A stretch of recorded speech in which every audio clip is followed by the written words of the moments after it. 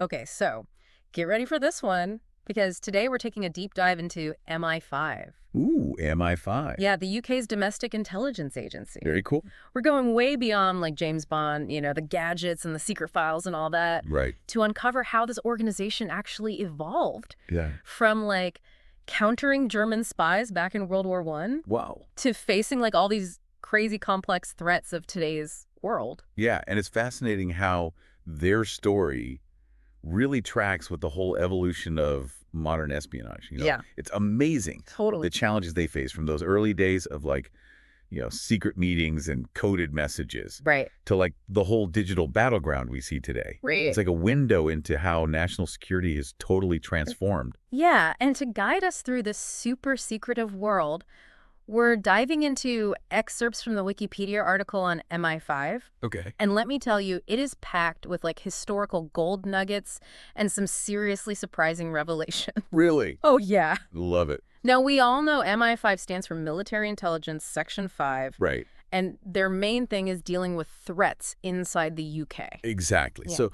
while MI6 is out there handling international espionage, Mm. MI5 is all about protecting the UK from threats coming from within its own borders. Okay, so they're like the guardians of domestic security. Exactly. I gotcha. Okay, so let's rewind the clock way back to the very beginning. Okay. 1909, the Secret Service Bureau was formed. It sounds like something straight out of a spy thriller. I know, right? It's great. It sounds like the start of a movie. What were those early days like? Well, it's just as dramatic as any spy novel, actually. Oh, really? Imagine the early 20th century. It's the time of like simmering global tensions. Everyone's on edge, especially with Germany. Yeah. So the Secret Service Bureau, it was created specifically to handle that, to counter all that German espionage that was going on in those years building up to World War I. Oh, wow. And speaking of espionage, there's that incredible story about the mass arrests of all those suspected spies right before World War One. Right. That's quite an entrance, Oh, it was a defining moment Right. for MI5, really etched their presence in the public's mind. Wow. The Home Secretary at the time announced 21 arrests in Parliament, although MI5's own historical records say it was 22. Oh, really? Yeah. So which one is it? Well, that's where it gets even more interesting.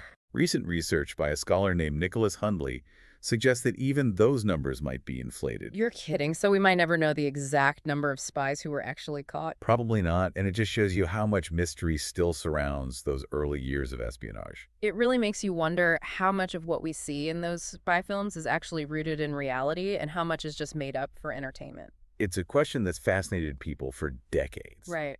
But no matter what the real number of arrests was that event in 1914, it solidified MI5's role as the protector of national security. Right. And that role would only become more critical as the world marched closer and closer to war. And of course, the whole world of espionage totally changed with the Cold War. Absolutely. It's like a whole different game. And it immediately makes me think of the Cambridge Five. Those 5 men recruited by the Soviets while they were students at Cambridge University.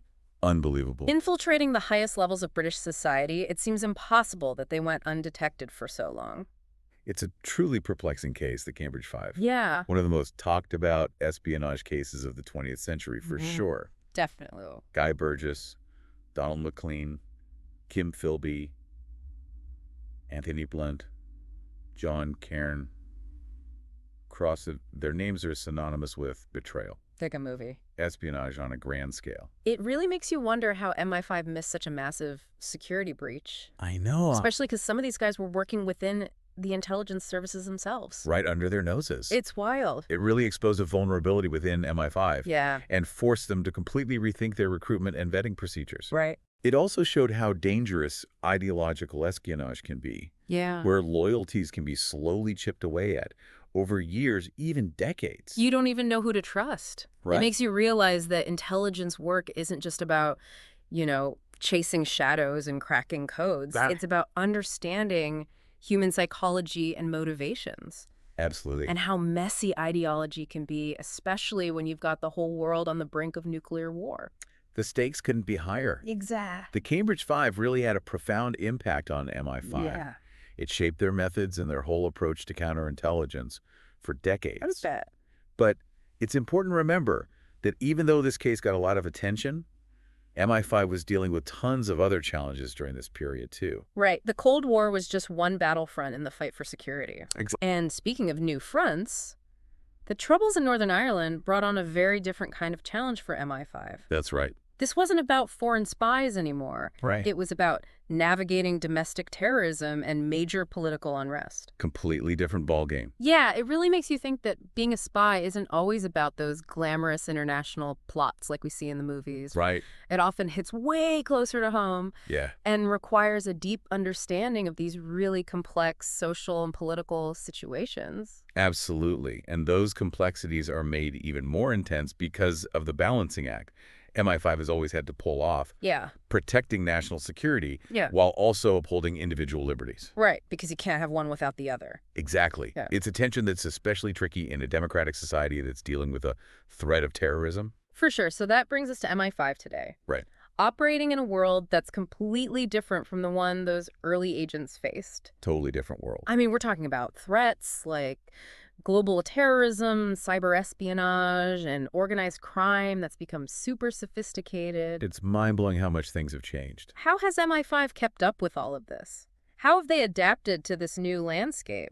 Well, MI5 today is a totally different animal. Okay. They're constantly innovating to stay ahead of these threats. Yeah. Their focus has expanded like crazy. All right. It's not just about traditional spying anymore. Yeah, it's gone way beyond that. They had to master cutting-edge technology and data analysis just to keep up. It's a long way from those trench codes and intercepting coded messages like in the old days. Like night and day. Right. But with all these expanded powers, there must be a ton of oversight Oh, absolutely. to make sure that MI5 doesn't abuse its power and operates within the law. Right, you got to have checks and balances. So what does that look like? Well, there are several laws that govern MI5's actions to keep things in check. Okay. For example, the Security Service Act of 1989 lays out their powers and responsibilities. Makes sense. And then there's the Regulation of Investigatory Powers Act of 2000, which sets specific rules for surveillance. I see. So they can't just spy on anyone they want for any reason. Exactly. There are rules they have to follow. Okay. But then you've got the Investigatory Powers Act of 2016, which some people call the Snoopers Charter. Yeah, I've heard of that one. Wasn't that controversial? Oh, yeah. It definitely ruffled some feathers. That act gave MI5 even more power to conduct surveillance in our digital age. Right, because so much of our lives is online now. Exactly. And it sparked this huge debate that's still going on today about how much privacy we're willing to give up in the name of security. That's a tough one. It is. There's no easy answer. And of course, everything MI5 does has to comply with the Data Protection Act of 2018 as well, which adds a whole other layer of complexity. Right, because people have the right to know how their data is being used. Absolutely. It sounds like MI5 is walking a tightrope, It is. trying to address these constantly changing threats while still respecting people's rights. It's a delicate balance. So who's ultimately responsible for making sure MI5 doesn't overstep its bounds? Well, there are multiple layers of oversight. Okay, like, So first you've got the Home Secretary, who has a really important role. okay. They actually authorize MI5's operations. Wow. So they have the final say? Pretty much. And then there's the Joint Intelligence Committee, or JIC. Oh, yeah, the JIC. I've heard that in, like, every spy thriller ever. It sounds very official, doesn't it? It does. Well, it is. Yeah. They're in charge of intelligence assessment and making sure all the different intelligence agencies are working together smoothly. So they're like the conductors of the intelligence orchestra. Exactly. And it doesn't stop there. Mm-hmm. On top of all that, you've got the Intelligence and Security Committee of Parliament, Oh, okay. which provides parliamentary scrutiny. So the government is keeping an eye on them, too? Right. And then there's the Investigatory Powers Commissioner, who provides independent oversight. Wow. So there are a lot of eyes on MI5. Definitely a lot of cooks in the kitchen. With so much scrutiny and such a broad mandate, MI5 must be massive. Oh, yeah, it's huge. And with a really complicated internal structure. It's very intricate. How do they manage to keep everything running without tripping over their own feet? Well, it takes a lot of coordination. I bet. But essentially at the top, you have the Director General, Okay. who's supported by a Deputy Director General. Right. And below them, MI5 is divided into 4 main operational branches. Oh, this is where it gets really interesting. Tell me about these branches. Okay, so you've got international counterterrorism, which I think is pretty self-explanatory. Right. Taking down terrorists on a global scale. Exactly. Then there's the National Security Advice Center. Yes. They focus on things like counterproliferation, which is basically stopping the spread of weapons of mass destruction, and counter-espionage. So making sure other countries aren't spying on the UK. Precisely. Then you have Irish and domestic counterterrorism. Okay. And lastly, there's technical and surveillance operations. Ooh, that sounds like where all the cool gadgets and tech come in. That's the I one. bet those guys have the best office toys. Probably. Do they have nicknames for these branches? Like what You know, like something cool out of a spy movie? Nothing quite that exciting, I'm afraid. Yeah. Within the civil service, they usually just call MI5 Box or Box 500. Box 500. Really? Yeah, it's a throwback to their old wartime address, P.O. Box 500. I kind of love it. You know, it's simple, but mysterious. Has a nice ring to it. It really highlights that even with all the efforts to be more transparent these days, so much of what MI5 does is still completely secret. Oh, for sure. Which, of course, just makes us even more fascinated by them. Naturally. It's human nature to be drawn to the unknown. Yeah, there's just something so captivating about spies and secrets. It's true, but it's important to remember Yeah. that beneath all the fictional stories and the Hollywood glamour, Right. MI5 is dealing with real-life threats Yeah. with real consequences. Absolutely. It's a heavy burden they carry, working in the shadows like that. It is, and we only really hear about them when something big happens, That's true. like a high-profile trial Yeah. or a major incident. Right. But behind the scenes, there are countless operations, I bet. countless hours of meticulous work that the public never sees. It makes you wonder, with so much going on in secret, how can we be sure they're not abusing their power? That's the million-dollar question, isn't it? It feels like a lot of trust we're putting in them. It's a question every democracy has to grapple with, how to balance national security with individual liberty. Right. The oversight, we talked about the parliament, the courts, the independent commissions, those are all designed to keep things in check. Okay, so there are systems in place. Exactly. Yeah. But there's always going to be that debate about whether it's enough. Especially with technology advancing so quickly. Exactly. That's the real game changer. Right, the tools of the trade are completely different now. Right. Those early agents relied on intercepting letters, trailing suspects, infiltrating groups. It was all very analog. Right. But today it's a whole different ballgame. Right, it's mass surveillance data collection on a scale we've never seen before, facial recognition software. It's a lot to take in. It really is. And that's what makes the future of MI5 both exciting and a little scary.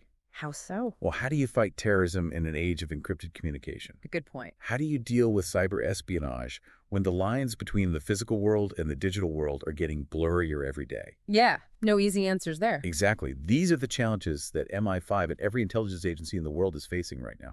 So what's the takeaway here? As we wrap up our deep dive into the world of MI5, any final thoughts for our listeners? Something to chew on as they navigate this complex world?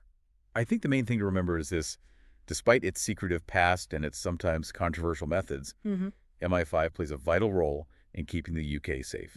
They are constantly evolving, adapting to new challenges, trying to strike that balance between security and liberty. It's a tough job. It is, and it's one that's only going to get tougher in the years to come. Well said. A huge thank you to you for joining us on this deep dive into the world of espionage and intelligence gathering. It was my pleasure. And for our listeners, if you're eager to learn more about MI5, you can find a link to the full Wikipedia article in our show notes. And if you're feeling really adventurous, you can even check out MI5's official website. Oh, wow. You never know. You might just be inspired to start your own deep dive into the world of intelligence. Until next time.